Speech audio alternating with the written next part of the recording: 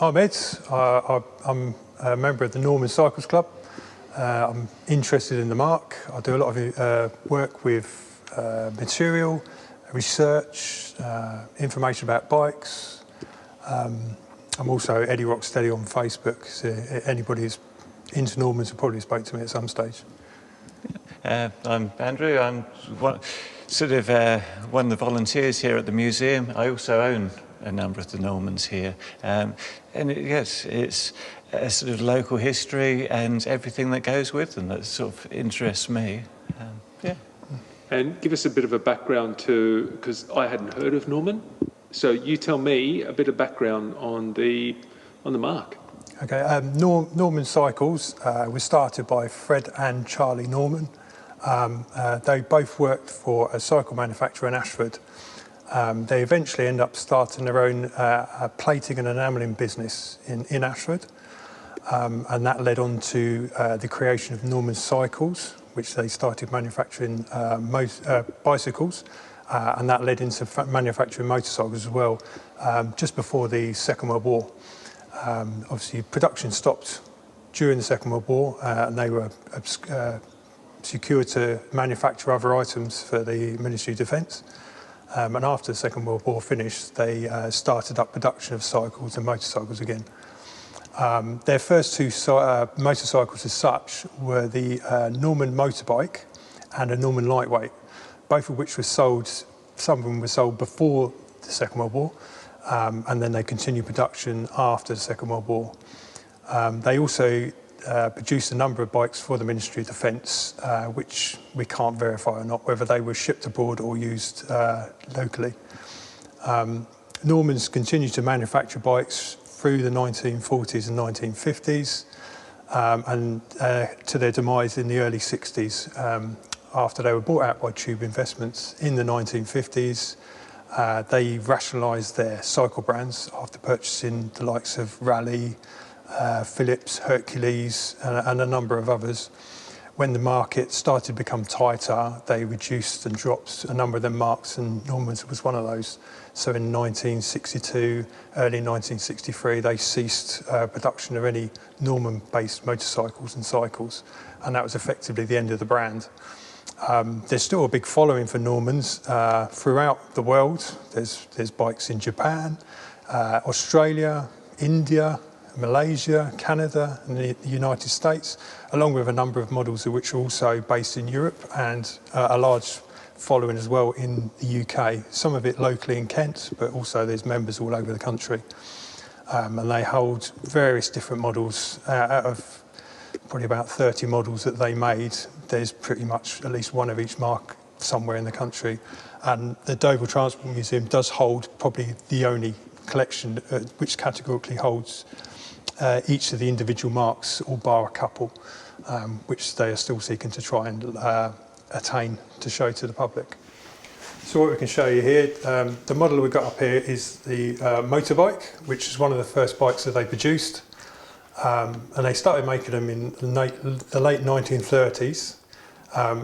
They were produced in a reasonable large number, and there's a lot of similar bikes produced by the likes of Rudge, which we've got an example there, and also Excelsior, Sun, and a number of the smaller motorcycle manufacturers at the time. And it's always quite hard to distinguish between one and the other.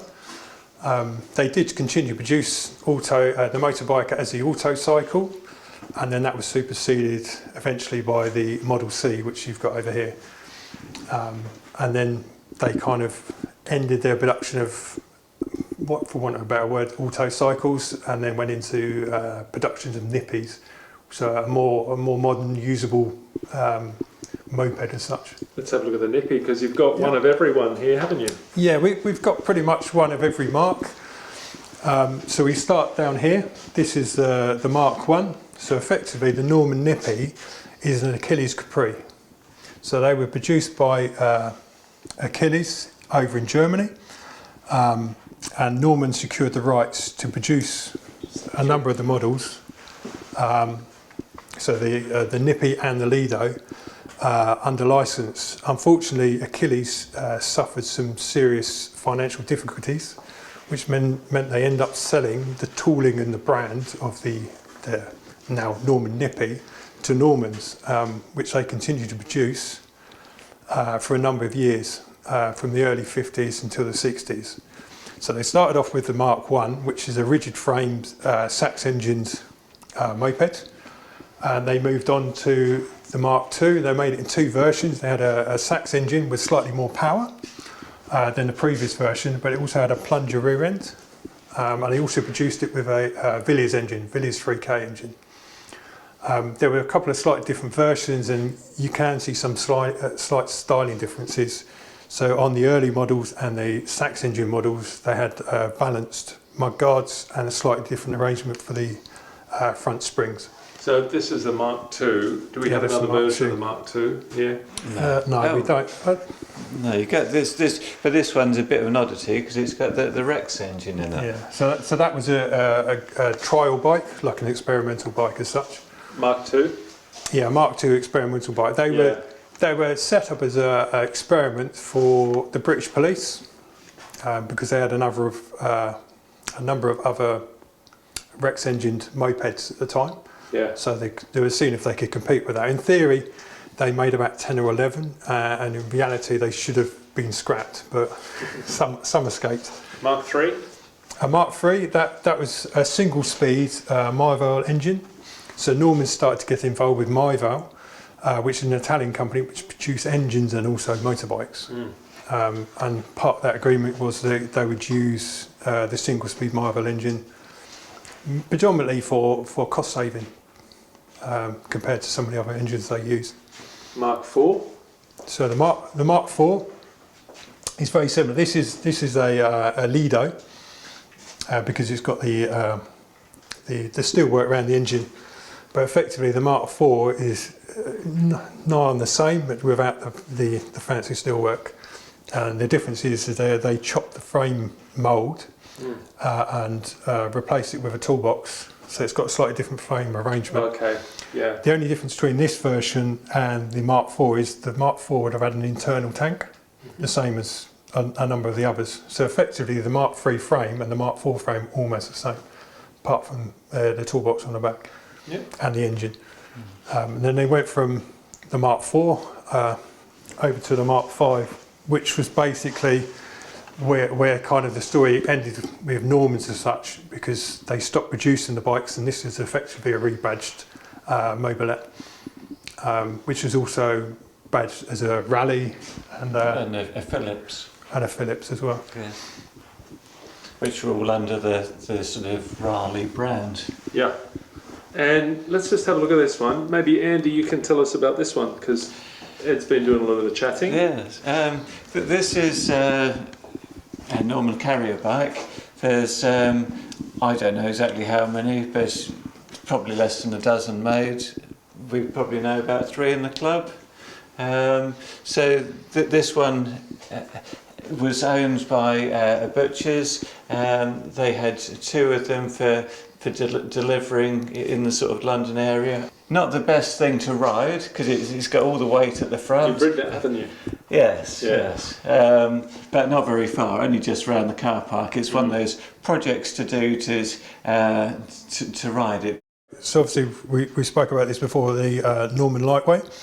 An interesting recent addition to the story that we've had with it is that one of those was entered into the Isle of Man TT ultra lightweight race in 1951. Unfortunately, it didn't end up in the final race, but it did complete some of the practice week before the engine blew up. It was very hard to find any information out about him, but it transpires that he purchased a bike from exporters in Amsterdam who exported or imported Normans to sell in Europe. He purchased a model of the lightweight and raced it in the Dutch 1255cc series. He did, the way I found the information out is he supplied a used engine to Walt de Grief, who is a famous 125cc racer who also raced for NSU, which brought me onto story and finding photos of the bike he was racing and also a video. I'm still looking into the history and still doing a bit more research, but it's definitely an interesting story. And at Terbergen, he raced it in 1950 with a lap speed of 104.79 kilometres an hour. Which, if you've ever ridden anything like that, you know that's a frightening prospect, to be honest with you. Next to that, we've got a B2C. It's a slightly later model, so it's a sprung model. The early versions were rigid frame, and the later versions were sprung. You've got one of these, haven't you? Yeah, I've got one. I've got 2 versions, and I've also got a B2S as well. But they're great little bikes to ride. They were surprisingly competitive in the day. We got some photos of various different bikes in competitions. They were notably ridden by Carl Pugh and a number of other Works riders in the Works team. And also Ian McIntyre, I believe it was, also come to succeed very well on those bikes. Normans himself had quite an interesting but probably disregarded racing history where they'd ridden in various races, trials, road racing, and also track racing, especially in places like Thruxton and Brands Hatch. Derek Minter has also ridden them. Notable names to think about are Les Hatch. He was one of the risers. He rode trials and he also rode at Thruxton as well, I believe. Can I just ask you, I did ask you before, but why do you like this brand so much? I like this brand. I've always been into motorcycles, and when I found out at a young age that they used to produce them in my own hometown, and I don't live in the Midlands, I was very interested. It kind of got me hooked, and since then I've just collected, researched, and got involved in the whole process of what Normans was, where they made their bikes. The factory's still there. It's not used by Normans anymore, but the buildings still remain, which is an interesting story. And then obviously for a collection like this to be made, you know, it's utopia for myself. So. Andy, what about you? Yeah, again, so it's the local connection. I've loved sort of mopeds and motorbikes all my life, and it's a case of you look at the advertising and you sort of think, I know where that was. That Norman Nippy was that the promotional pictures were taken in Canterbury, and whether it's in the Burgate or the Westgate Towers, you've got other places near Ashford, you've got down at Lids where they had the got Lyd Airport, and you've got the pictures of promotional pictures of it sort of almost like being loaded onto the plane to go off on your adventure. So it's promoting that sort of the freedom that these bikes gave. So a lot of people, if they know anything about Normans or have heard of Normans, it's usually because of the B4 Sport. It was such an attractive bike back in the day. There weren't many with that kind of styling outside of Italy. It was designed in conjunction with a company called Myval. So there's a lot of Italian styling. So, for example, that tank is actually from Italy. It's from a company called Tibaldi, and it was used on a lot of the Benellis at the time. So you might see similar tanks on some of their machines. There were some slight differences, but effectively they're the same tank. They're quite a competitive bike. They did a couple of different versions. One with a high compression 10:1 ratio engine, and one with slightly lower compression. Effectively, if you look at it this way, it's your race bike of the day. So a lot of people would take the headlights off, do a bit of tinkering, put a slightly larger carb on, and go racing, which effectively what a lot of people did. I've got a number of example photos that people have sent me over the years of them being raced on various tracks. You know, as an individual race for a 250 series. It's surprising looking at it, thinking how old it is, how surprisingly competitive it was at the time.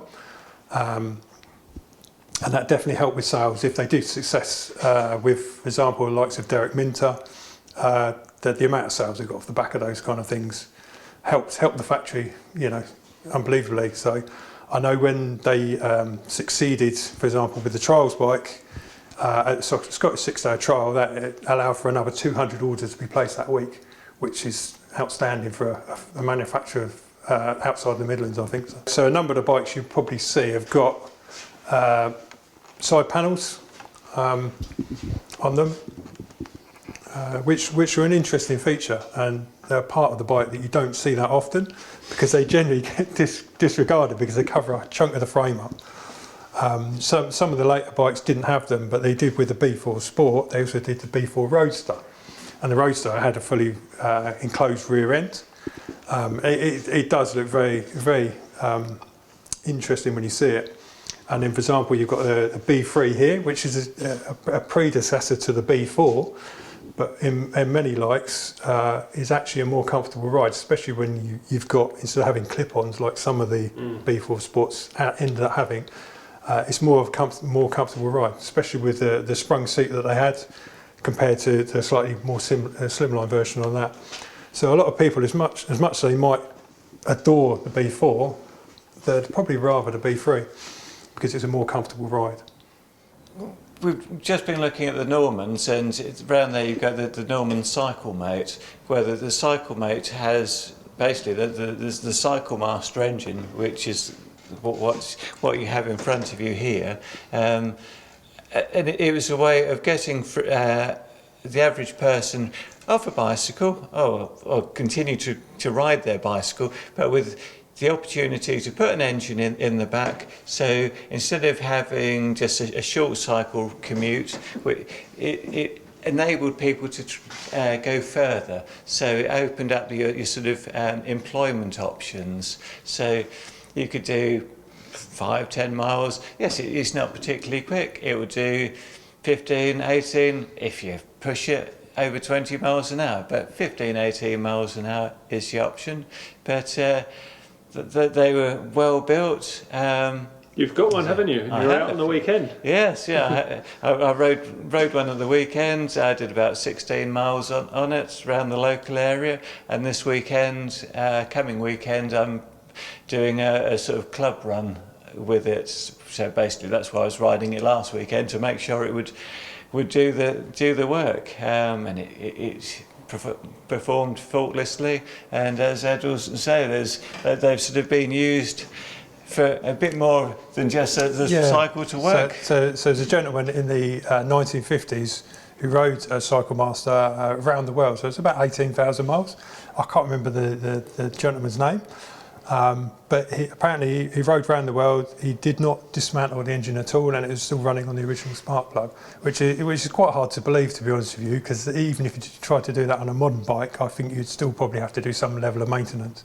But it's quite an astounding feat. I think his original idea was to do a trip to Australia on it, and then it kind of just got carried away and carried on going. So it's definitely a significant point, not only for Normans, but also for EMI/Britax, who used to make those engines.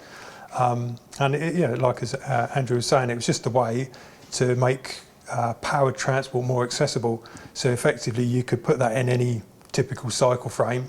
It was designed in a way that it would fit in the space of the rear hub. You still use a chain, so you could still pedal, but also it just give you a little bit of a push. Similar to a lot of these modern electric-based cycles that you get now. It's not a new idea, it's just something that's being reinvented again. And thinking about Norman, they were trying to make that step from something like this into the moped, which is where the Cyclemate came along. There was a sort of a purpose-built frame to take the engine. Accommodate it, Yes, yeah. All right, boys, I think we've run out of time because we've got a new group waiting on us. But I just want to say thanks for showing us around and hanging out today, coming in to talk us through this. It's been a real eye-opener, and I appreciate it. I appreciate your time. Thank you. Thank you.